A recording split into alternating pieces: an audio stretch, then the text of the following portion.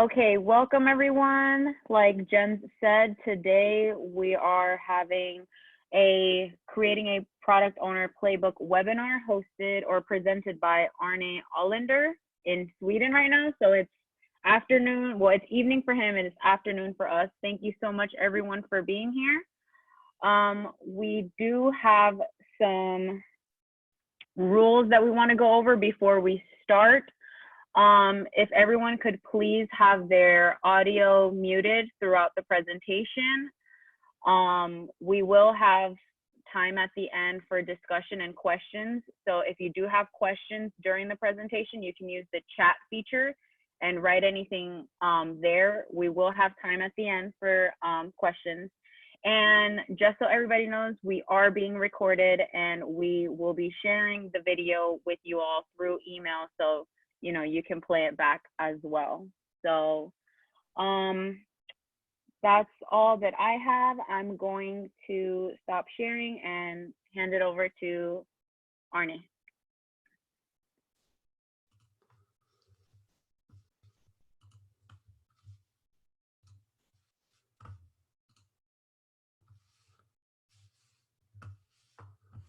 Thank you. Thank you, Romy, and good day and good evening, and if you're in other parts of the world, good morning. We are going to talk about for approximately an hour about creating and using a product owner playbook. As Romy said, it's excellent if you keep your microphones muted, and you see that to the right or at the bottom of your Zoom window, there is a chat function. And if you click that to the right, you will see a chat window. And you can chat with everyone. You can write things there and talk to us. What I would like you to do, first of all, is to actually think about what do you want to learn during this, this webinar. And then write it in the chat. Spend half a minute, think about what you want to learn from attending this webinar and write it in the chat. And then we can connect to that afterwards. So I'll keep silent for 15 to 20 seconds.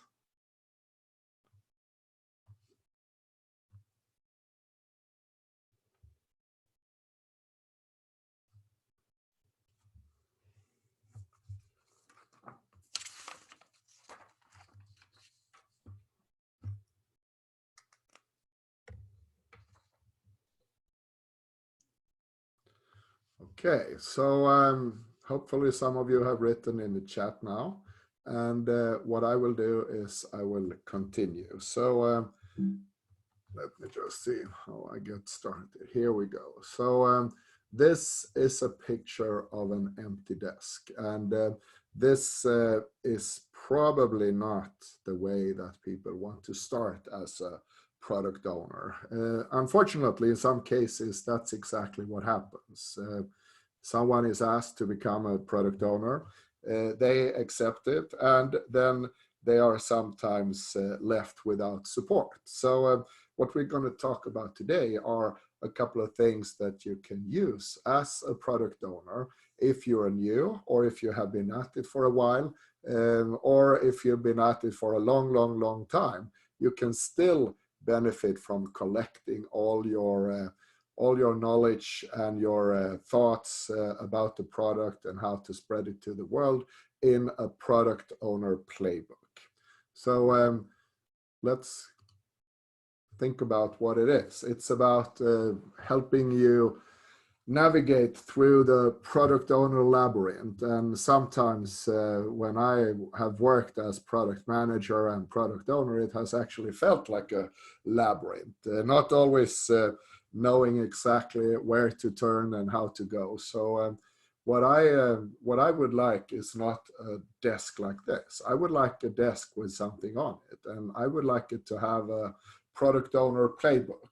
And product owner playbook would be something where you collect things.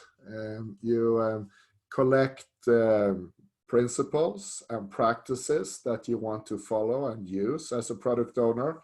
And of course, you can collect tools and templates And whatever you need to do to educate yourself or others about the product. As a product owner, you get in contact with many different people.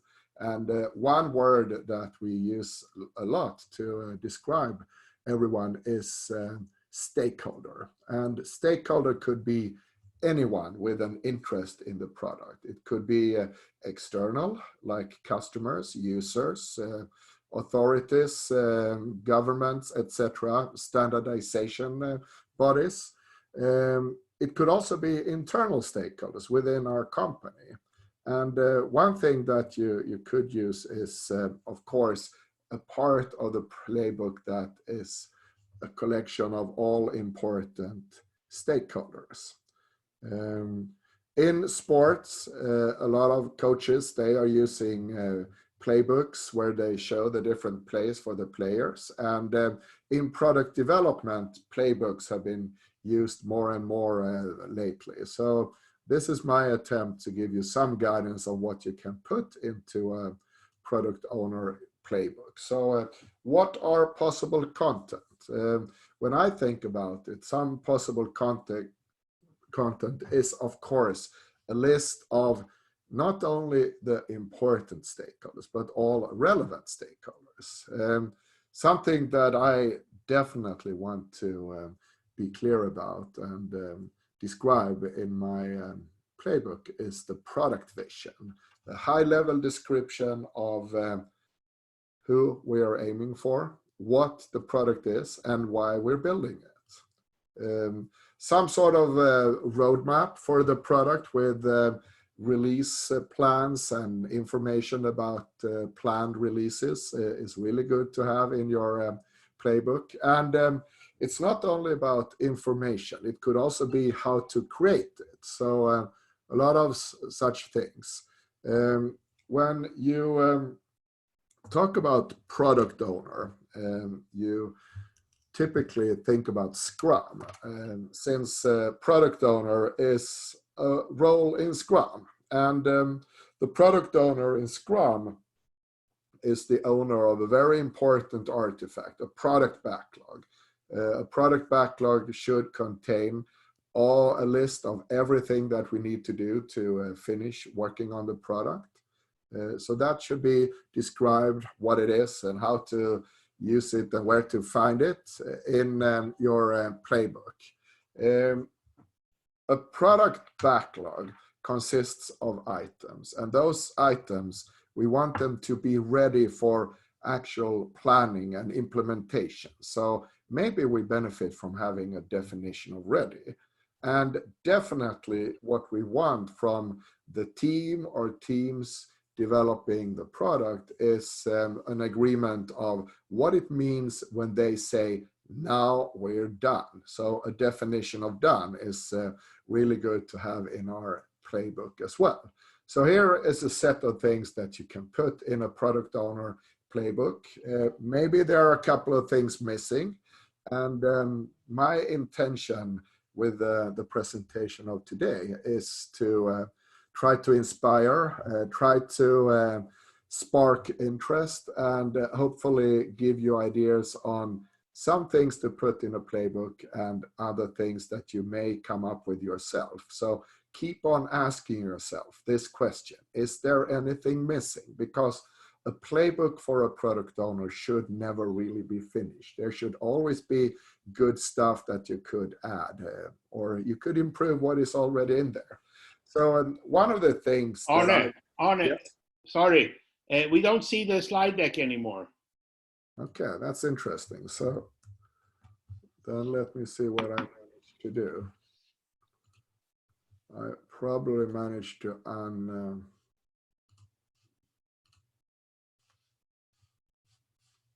Got it. now you see it. So yep. Let me back. So I was talking about the content, and I was more or less talking about what is listed on this slide. And the first thing that I am going to talk about as a part of the playbook is stakeholder map.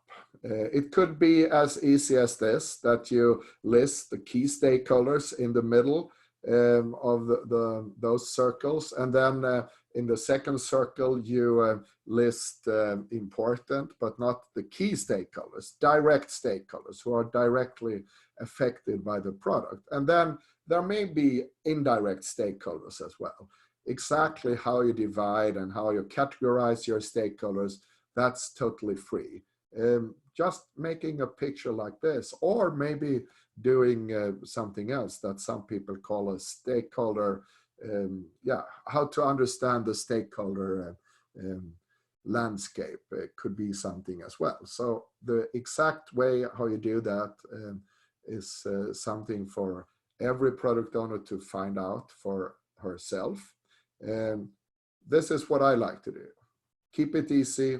Make sure that I understand who are the key stakeholders, who are the direct and important indirect stakeholders as well. So a stakeholder map, I definitely think, have its place in a product owner playbook. Product vision definitely is something that that you should have as a product owner. And a product vision is a high-level description of the product. It helps us to give direction and focus. And what it should do is to guide the team or teams developing the product. It should help the team or teams to stay focused and not take any turns on the wrong path.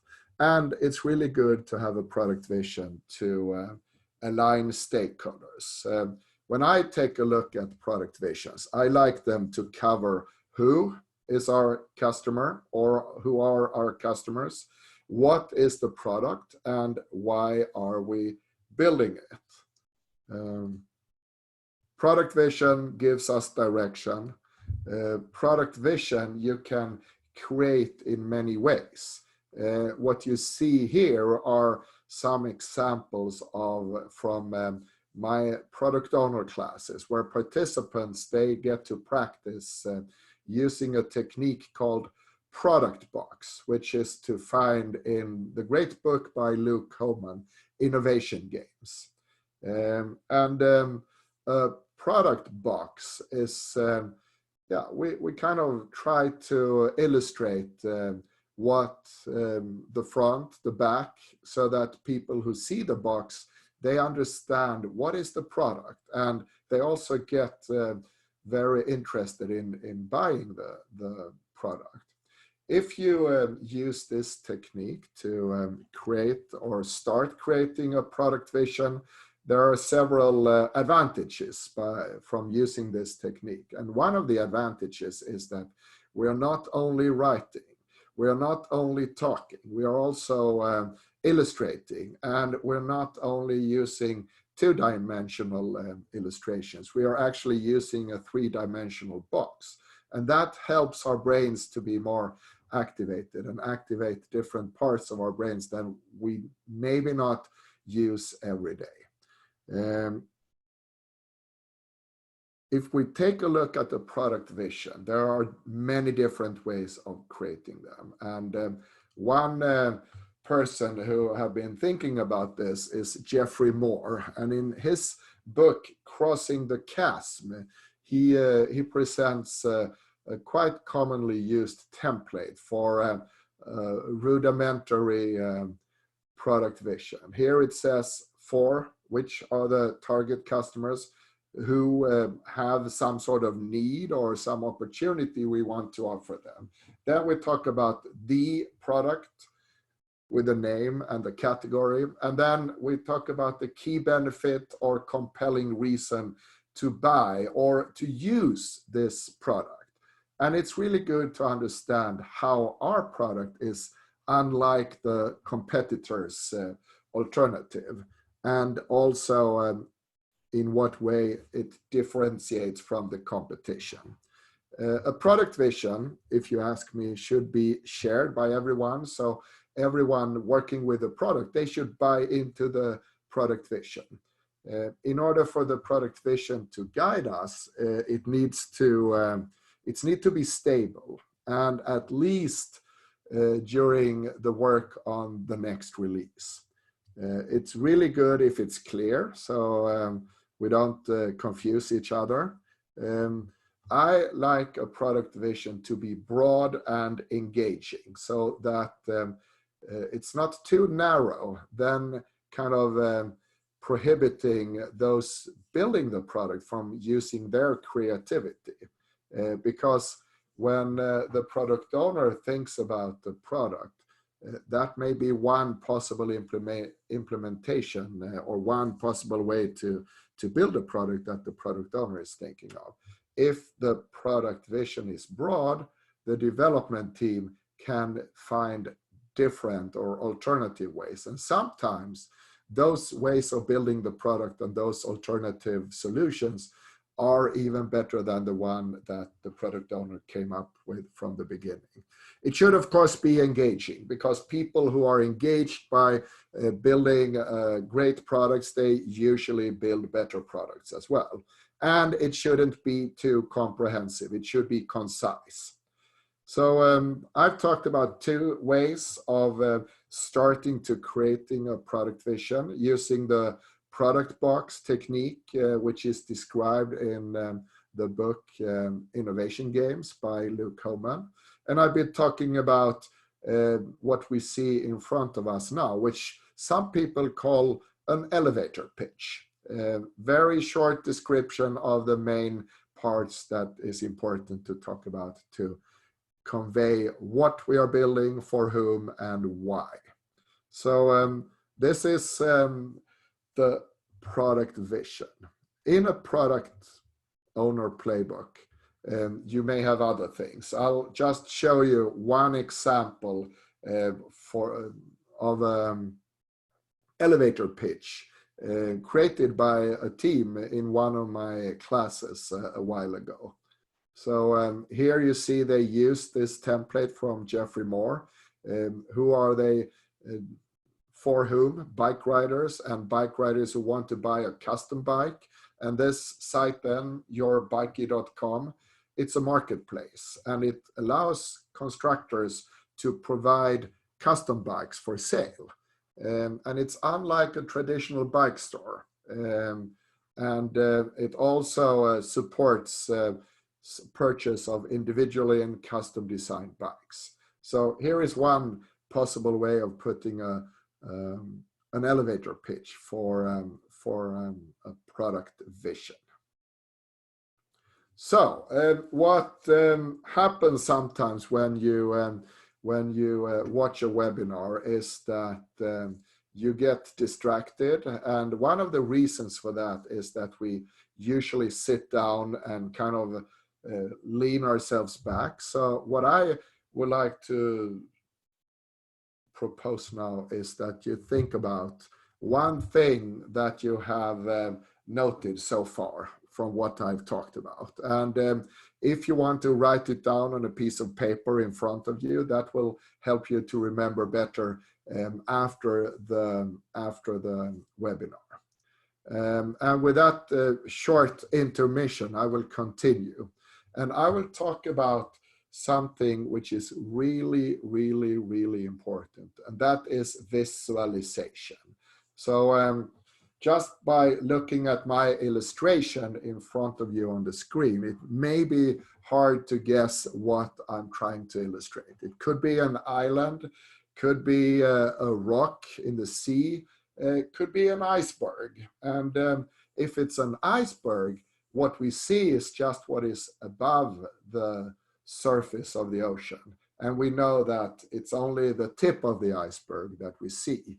And what can I visualize as a product owner? I probably benefit from visualizing much more than I think of, because what is in my head, other people, as far as I know, are not able to see. So you can visualize your ways of working, you can visualize your tools, you can visualize your plans. Product vision is good to visualize, and you can visualize what is already finished, benefits for users and customers.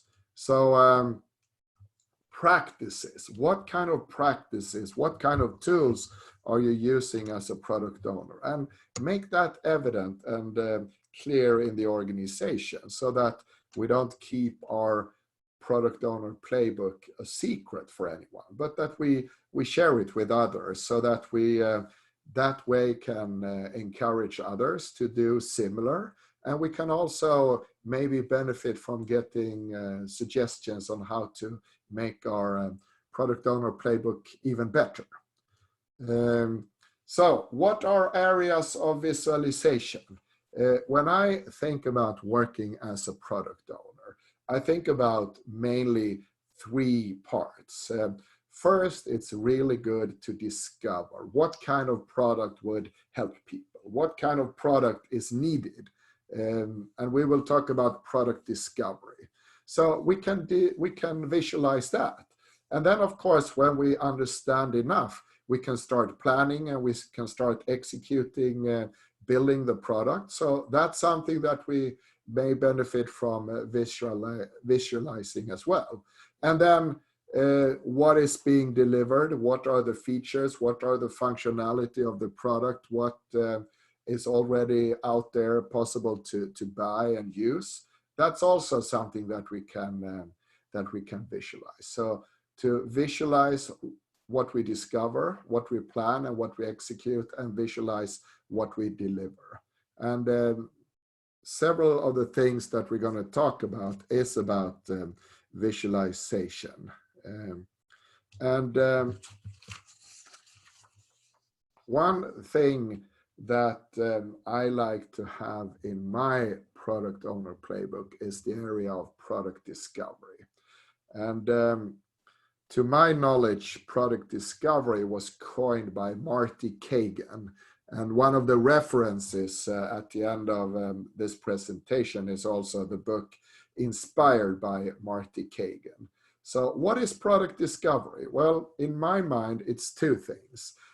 It's looking outwards and trying to discover if there are real users, real customers who are prepared to pay for the product that we believe solves their problem or can give them an opportunity.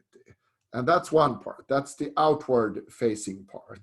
The inward facing part is about discovering if we in our company have the capability of producing such a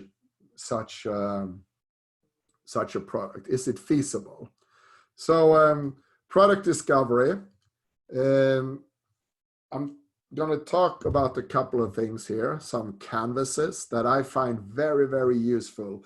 And then I'm not going to talk about other things that you can use instead of the canvases, but you can use product scorecard and product vision board. And those are described very, very well by Roman Pichler in his book Strategize, and on his website, which there is a link to in the references as well.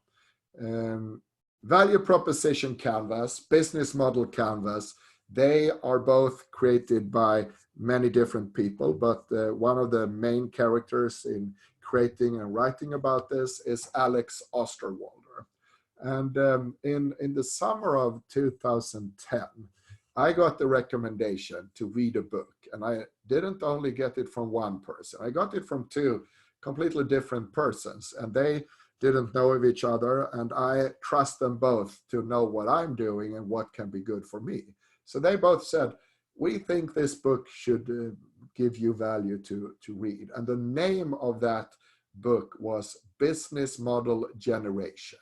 In that book, business model canvas was explained. And in the later book by the same author, Value Proposition Design, Value Proposition Canvas was explained. And I'm going to quickly walk through Value Proposition Canvas first. There are 2 parts. There's one part where we try to observe. What are the jobs a possible customer or user are doing right now? Functional jobs is what we usually think about, and we also are encouraged to think about social and emotional jobs. And also what we like to observe are what are the pains that the customers are feeling while trying to get the job done. And what are the gains that they are dreaming of? And gains and pains are not exactly the opposites. They can be, of course.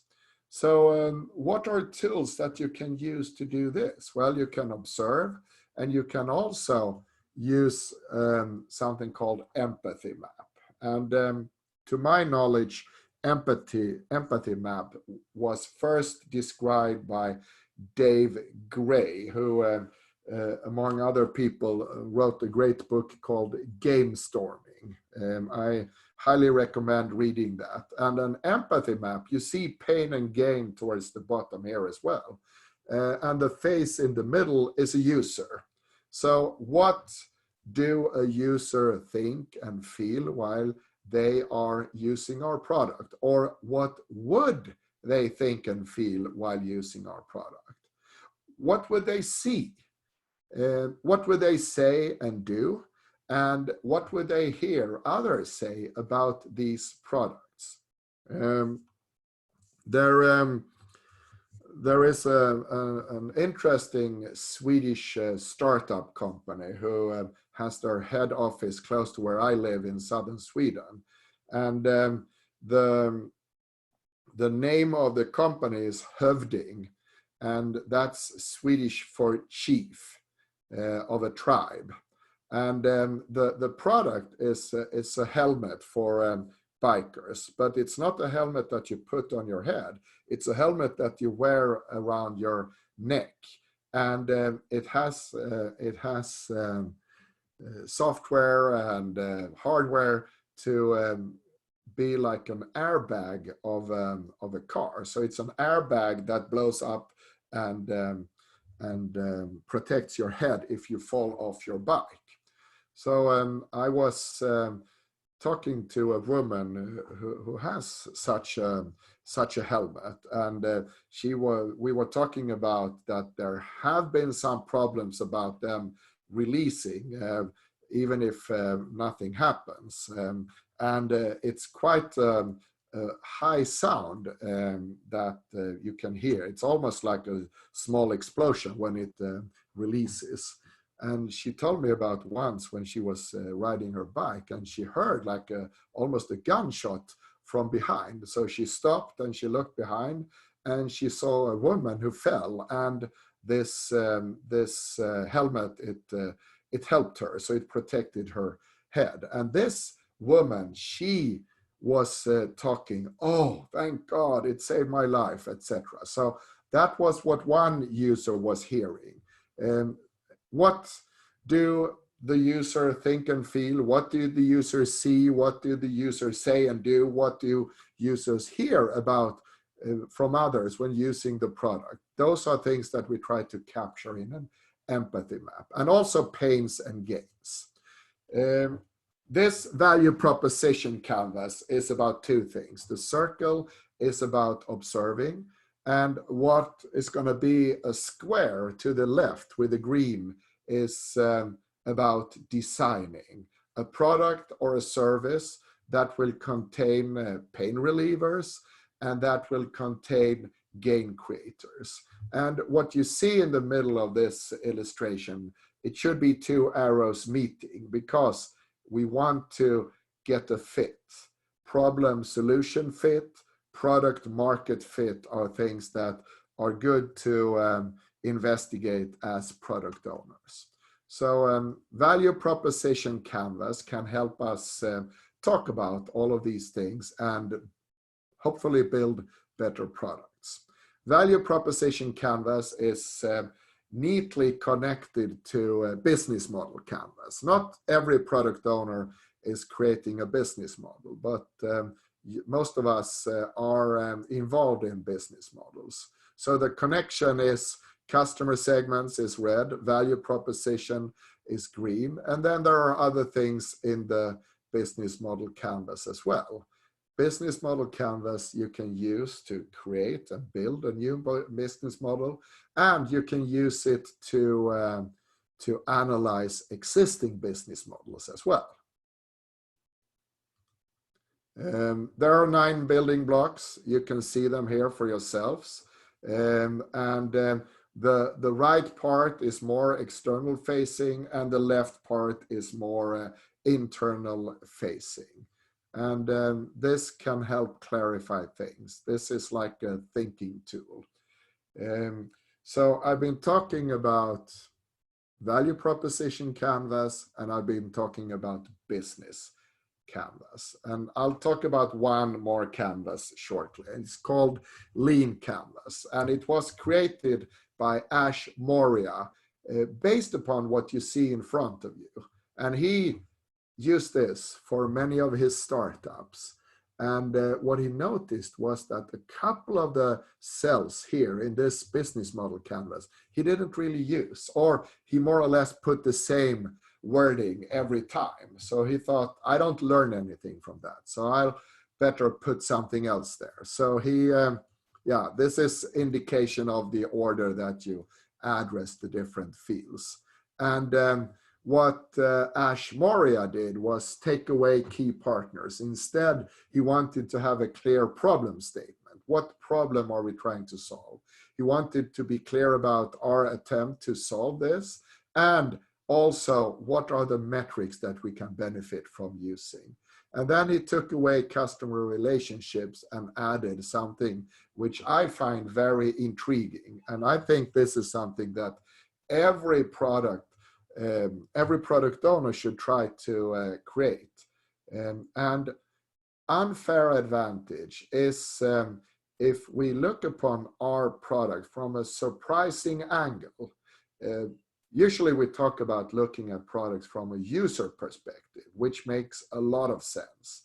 What Ash Moria did was, why not look upon our product from the competitor's perspective?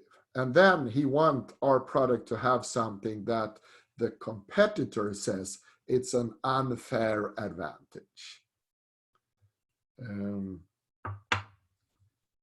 That's good for us. An unfair advantage is something that takes a long time, is very hard and very expensive to copy. So a couple of canvases. Here is Lean Canvas, more clean. And before starting to talk about getting early feedback, which we want to do as product owners, I suggest that we all take a deep breath and stretch a little. And the reason why I suggest that we do that, take a deep breath and stretch a little, is to help our brains get more oxygen. If you're already standing in front of a screen, that's fine. And that's even better than sitting in front of a screen. If you're sitting, it's good to stretch and breathe. And product owners, they want to get early feedback.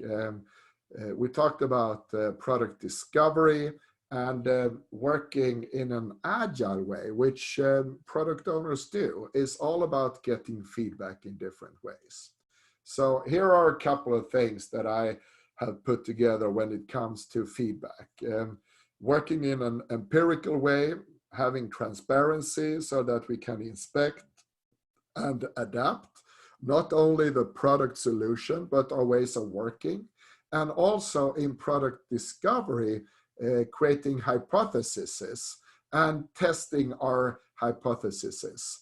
And then, of course, as a product owner, what we need to do almost on a daily basis and is to make decisions. So a good product owner has the mandate to make decisions so that we don't have to wait for someone else making the decision on my proposal. And a good product owner is also decisive.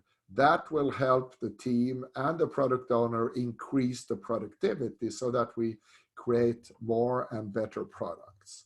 So getting early feedback is one of the principles that I like to note in my product owner playbook. One way of getting early feedback is to use ideas from lean startup. And that's described in a book by Eric Rice. And MVP stands for minimum valuable product. What is the least we can do to get valuable feedback on what we're doing? So in lean startup, we have an idea, we build a product, we turn ideas into product. It may not be a full-fledged product. Then we measure how customers or potential customers respond in one way or another. We learn something and we may persevere. So we kind of twist our ideas and we continue in the same direction. Or we decide to pivot. And the word pivot, I'm sure that many of you have heard lately. A lot of us are doing business in different ways than we did before the world was hit by the coronavirus and the COVID-19 illness. I used to travel the world and deliver Scrum trainings in Sweden, in Europe, in sometimes in the United States, in China, and in India. And lately, I've not been doing that. I've been sitting in front of my my screen and delivered live online classes instead. So that's a pivot for one. And here you see ideas. We design or build a product, we measure, we get data, we learn, and then we improve our ideas. This is the similar iterative cycle that you have in Agile as in lean startup. We need to plan. We don't only need to discover and visualize or being visionaries. We need to do some product planning as well. So what is that about? Well, it's it's not about an onion. This is a very special type of onion. It's actually a planning onion that many of you may have seen. And the planning onion is actually this, different planning levels, daily, sprint, or iteration, release, product portfolio, and company strategic planning. As a product owner, you will probably give input to sprint planning. You will definitely be involved in release and product planning and maybe a little in portfolio planning. And in my mind, the outer circles, the outer planning levels, they should support the inner planning levels. So as a product owner, I do product planning. Based upon that, I can do release planning. Based upon that, together with development teams, we can do sprint planning. And then the self-organizing development team, they do the daily planning. And basis for much of this is an important artifact in Scrum, which I want to mention in my product owner playbook. And that's the product backlog, containing all the detailed things, all the less detailed things that we do later. And the product backlog is input, for example, for product roadmaps. You may very well criticize me for not being good at drawing roads.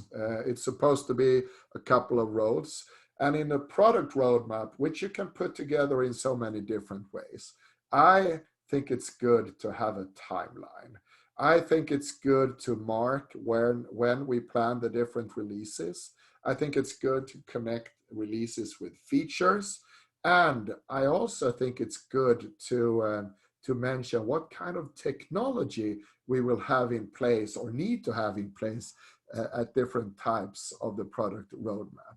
And then, of course, a product roadmap should maybe have some alternative ways as well, so that we keep on thinking about, is this the only right road, or are there alternatives? That's always good to think about that.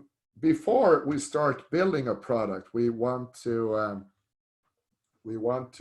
understand when is the item in the product backlog ready for next planning of an iteration or next sprint planning. So maybe it's good to have definition of ready. If you want to learn about definition of ready, one of my best sources is a book about Scrum patterns. And Jens, who is running Scrum Training Institute, who is also part of this, listening to this webinar, he is one of the authors of this book. And definition of ready is described there as a pattern. And what we are trying to obtain is to have the items of the product backlog to be in a ready state so that we can just pull them into next sprint. We also benefit from defining definition of done. What does it mean when the development team says, now we're done?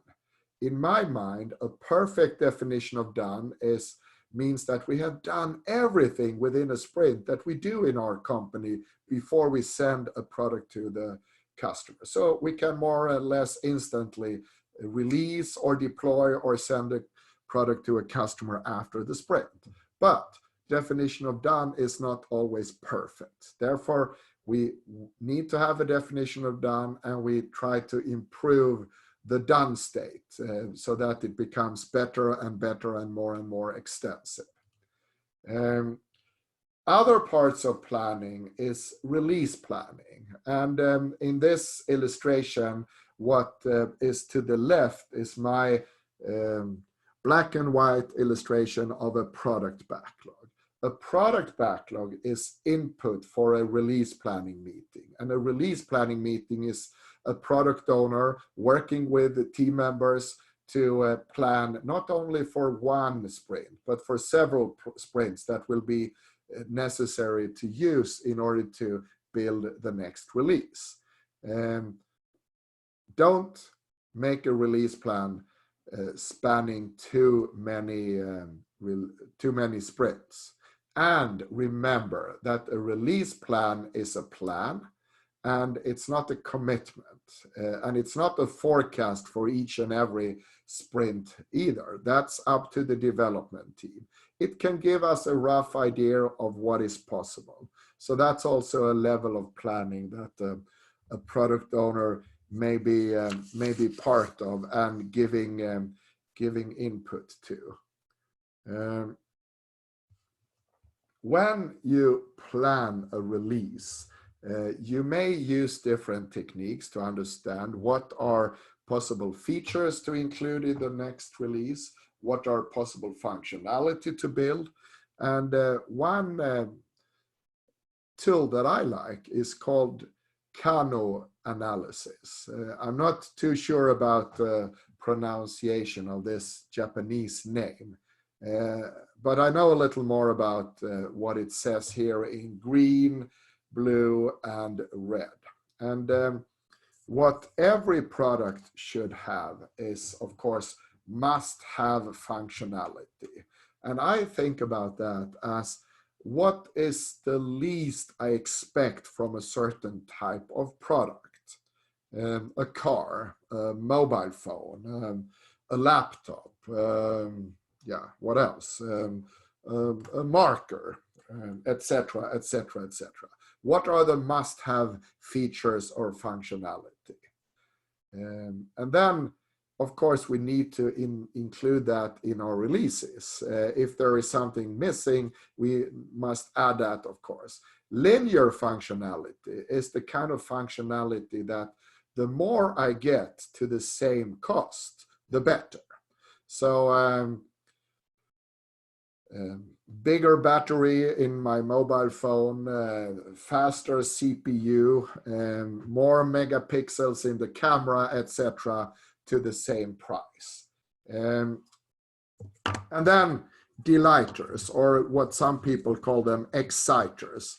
And that is the tricky thing, because we never know what will become a delighter or an exciter, but we may have ideas, and we hope that most of the new functionality that we add to a product release will become delighters. And the definition of a delighter is that it's something which a user would never figure out that she needed. But now that she have it or has it, she cannot be without it. So think about products that you have. If you can imagine any things that you didn't believe that you really needed, but now that you have it, you cannot be without it. And I like to think about mobile phones. So if you can come up with an example of functionality or a feature of a mobile phone that you didn't believe before that you needed, but when you got it, now you cannot be without it. Please enter it in the chat, and others can see examples of that. And I'll give you one example, and also an example of how what once what was a delighter now has become a must-have. And the first time I saw a mobile phone with a color screen, I didn't really understand why I needed it. And today, I wouldn't buy a mobile phone without a color screen. Camera, similar, was a delighter at first, and now it's a must-have, more or less, for a mobile phone. So those are a couple of things that I like to include in a product owner playbook. I'll do a quick recap, and then I will ask you to note for yourself what are things that you have heard about during this webinar that you believe you can benefit from using and maybe putting into a product owner playbook. Or what are things that you have come to think about that are outside of what I have mentioned that you find valuable. And when I've done the summary, I will open up for questions. We'll see if there are any questions in the chat, and we'll take it from there. So I'll do the quick summary. And sometimes it feels as a long and winding road to be a product owner. It usually starts with a vision. Before we start a sprint, we need a definition of ready. And when we are done, it's really good to have our definition of done. Before we can start to build a product, we need to do some discovery. We may need a playbook. We definitely need to inspect and adapt all the time. And the Kano analysis may be a good tool, and a product backlog we benefit from having. And what you see at the bottom is a very, very quick sketch of an interesting model for how companies they evolve. All companies, they started in one way or another, and a startup have early struggle, and after early struggle they get into the fun phase where everything is fun and inspiring, and we're getting new customers, getting a lot of attention. And of course, not all startups get so far, and if we get so far and we are in the fun phase, then after a while, it's like being on a river, on a raft. You get into white water. So the boat is starting to turn a little. And you may feel that you're missing a delivery to a customer, or a customer is not satisfied. Then you usually need to add some structure, some rules to what you're doing. That's when you get into predictable success. And a product owner playbook could be adding structure to what you're doing. And then comes the big balancing act that you need to do as a company to balance between innovation, which took you up to whitewater, and structure, which got you into predictable success. If you forget about the innovation and focus too much on structure, you risk getting into the treadmill where you more or less make motions the same way every time, and maybe you're losing a little engagement. And if you go too far, you get into the big rut and eventually the death rattle. But this is not a one-way street. You can always go backwards again. So at the top where we want to be, it's a balance between innovation and treadmill. And this takes a lot of inspection and adaptation. So the principles that I have covered, product discovery, definition of ready, definition of done, ready state, done state. And I've also talked about inspect and adapt all the time. That's at the foundation of every agile way of working. And the tools that we have talked about have been the product owner playbook, of course. That's like the binder that puts where we put all the stuff. Product vision and the product box, value proposition canvas,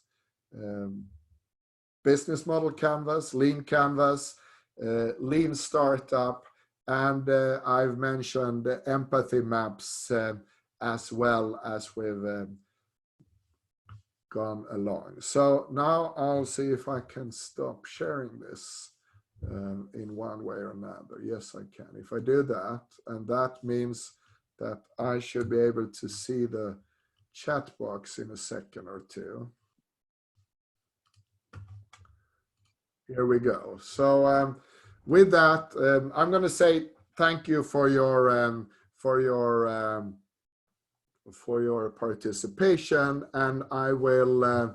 I see that there are a couple of examples here on delighters, for example, flashlight on my phone, texting capability, voice command, etc. So I'll open up for questions now, and I'm not sure if you can put your phone, your mic on unmute and state it verbally, or if you need to do it in the chat box. So whatever you want to try, please do that.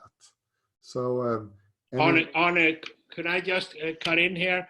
If some of you are leaving us, could you please do the poll first? I will just start the poll. So you can do that, and I will launch the poll here. So I launched the poll now. So if you could please fill that out at least before you leave. But I saw there was one question in the chat box here that I saw before, Arne. That was from Christopher.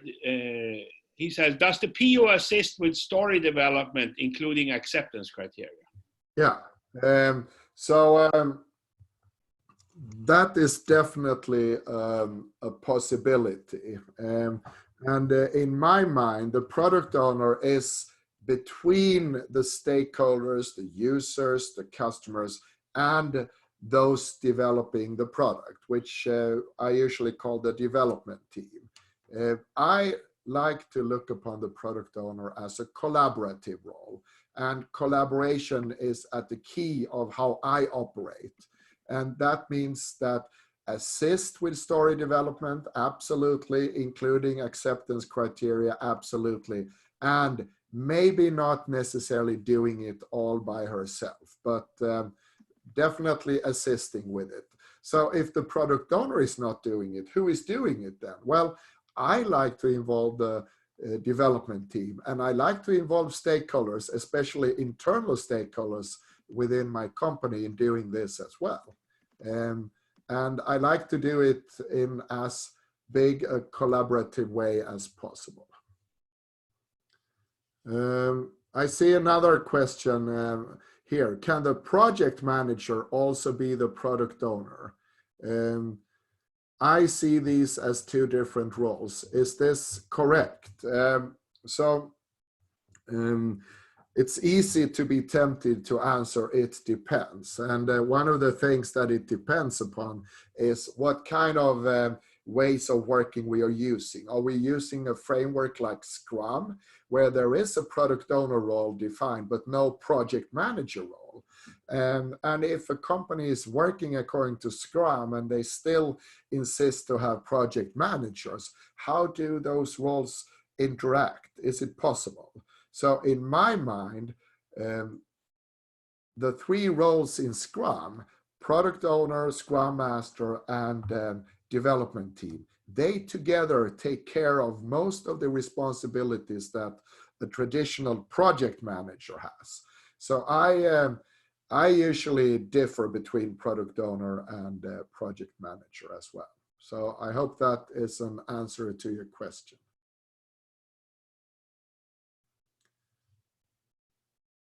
Any other questions?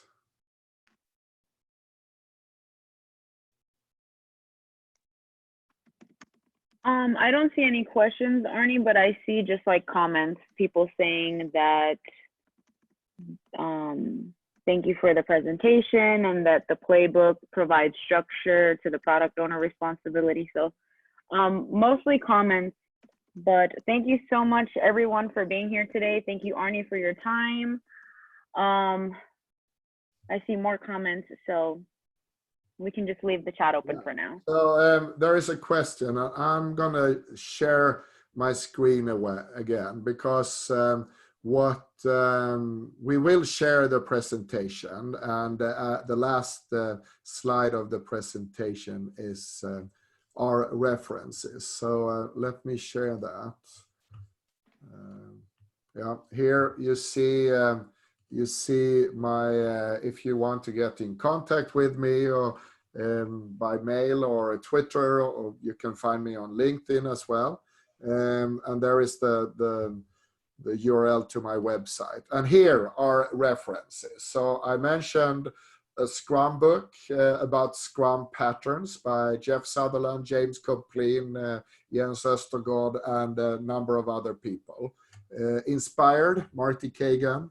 The Lean Product Playbook by Dan Olson, Strategized by Roman Pichler, etc., etc., etc. And then there are two links here. One, which is really, really useful, Roman Pichler with tools, where he presents a lot of different types of tools that he's using as a product owner. And there are some complement to what I have mentioned in this presentation. And then also a Wikipedia link to writing about the Kano model. So this will be shared, I believe. Yes, it will be shared, and you will all get a link to this video also. I see there's another question, Arne. Yeah. It says, what is the relationship between the BA and the PO in an agile team? So this is also one of those it depends questions. It depends on the organization. Not every organization have a business analyst. And if you have business analysts, I usually try to think about what kind of competence do those people have? What kind of competence can they provide? And I prefer one way of dealing with it, and I've seen others as well. So I'll shortly talk about what I prefer, and then I will tell about what I've seen as well. I prefer for that competence to be part of the development team, because in Scrum especially, we talk about the development team being cross-functional. So in a way, calling it development team is kind of misleading. Having that competence of a business analyst within the development team helps us to look forward, helps us to write good stories and put things into the product backlog. So that's what I prefer. And of course, if a person with business analyst competence is on the development team, that person will probably collaborate a lot with the product owner. So there is a relationship. And in some organizations, they do it in another way. They actually have the person who is the business analyst working very closely with the product owner, but not being on the development team. And then I've seen organizations where they make business analysts becoming product owners. And if I do a quick and dirty comparison, I would say that there is some overlap between a product owner and a business analyst. And usually product owners have more decision power than business analysts that I have seen. So I hope that is an answer to your question.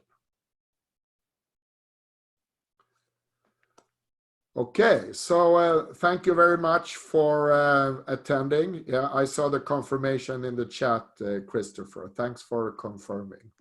So thank you all for attending, and I recognize a couple of names of participants here. So those of you who know me personally, take care and thank you for joining. And those of you who I don't know personally, thank you for joining. It's been a pleasure.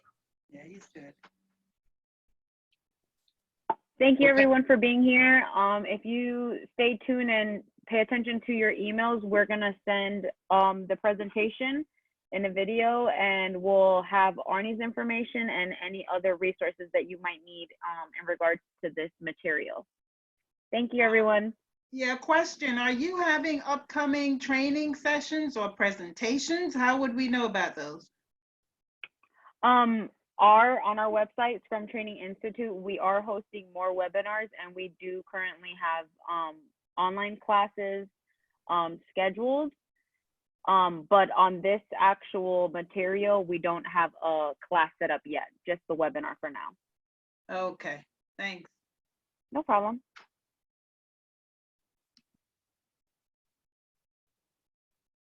Alrighty, I think that's it.